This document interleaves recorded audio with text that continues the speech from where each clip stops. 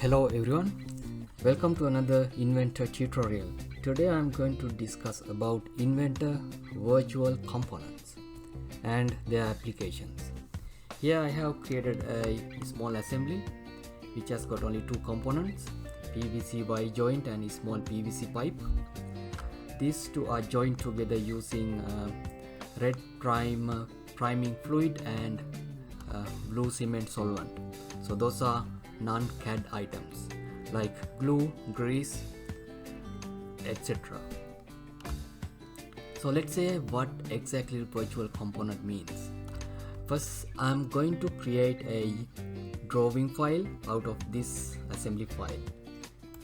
Go to New, select Standard A3 Drawing and click Create.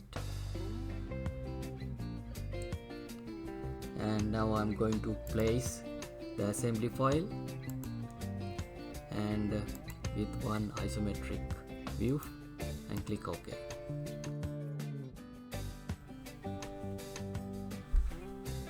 I will move each view so that they are properly centered, and also I will change the isometric view to shaded mode so that it is clearly visible.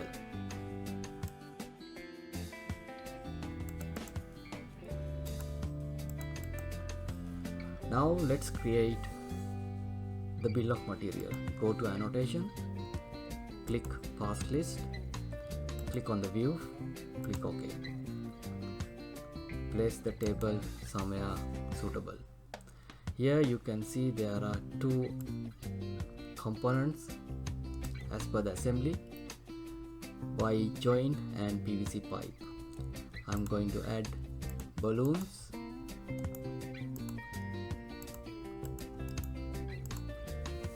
Now we really need to add the other two items that we are using with this assembly, but those are not CAD files.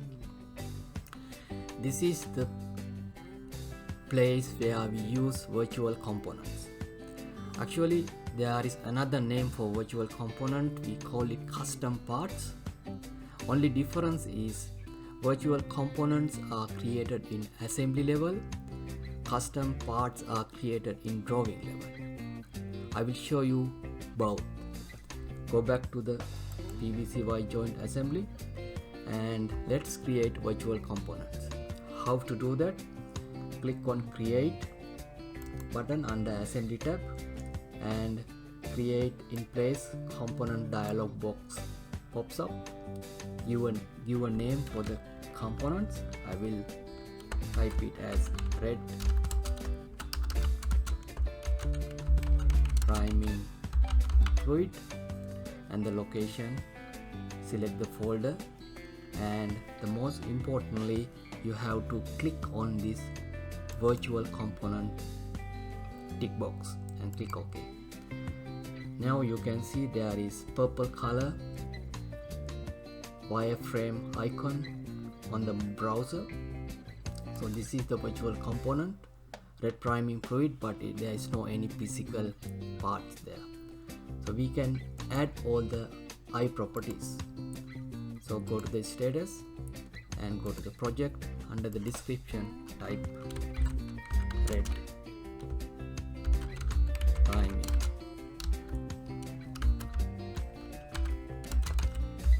Fluid or suitable name and click apply, click OK.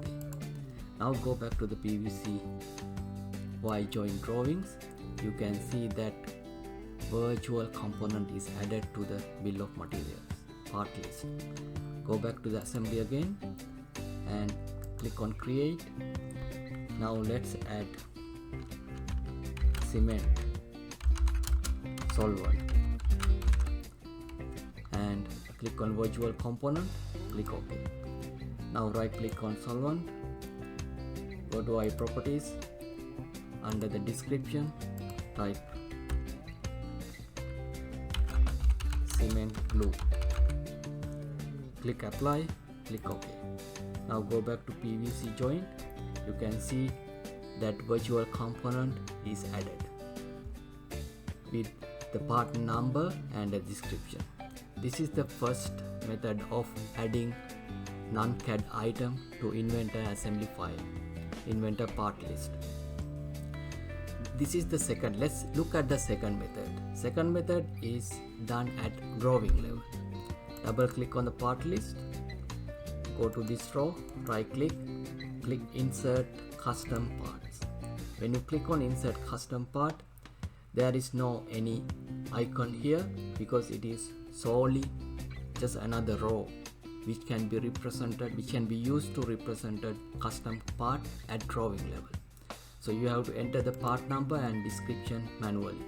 So I will add the part number, red priming fluid 2, and the description, red priming fluid 2.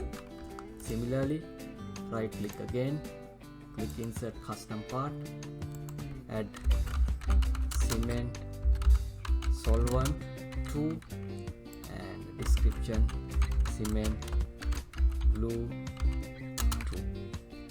Click apply, click OK. There you go.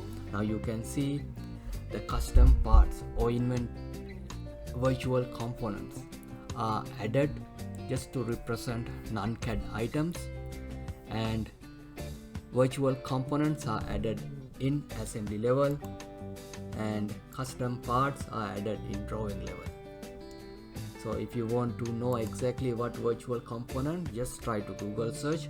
A virtual component in Autodesk Inventor is a placeholder item in an assembly that exists only in the bill of materials and browser without requiring a 3D model file.